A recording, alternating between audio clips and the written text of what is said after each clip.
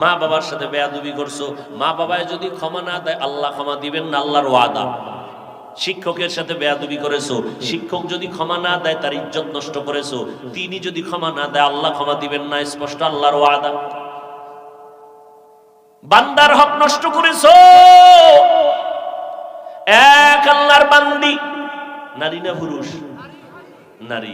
জীবনভর নেক আমল করেছে, জীবনের শেষ ভাগে একটা ছোট্ট অন্যায় করেছে, ঘরের ভেতর একটা বিড়াল ঢুকছে, বিড়ালটারে খাঁচা আটকায় দিছে, নিজেও খানা দেয় না, অন্যের ঘরে গিয়া খাবে সেই সুযোগও দেয় না, বিড়ালটা খাঁচায় বসে ধুকে ধুকে না খাইয়া মরে গেল।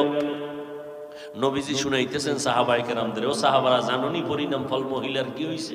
গাইবি আওয়াজ আসছে আল্লাহর পক্ষ থেকে, এই আল্লাহর বান্দি, জীবন ভর যত নেক আমল করেছো সব আমল বরবাদ।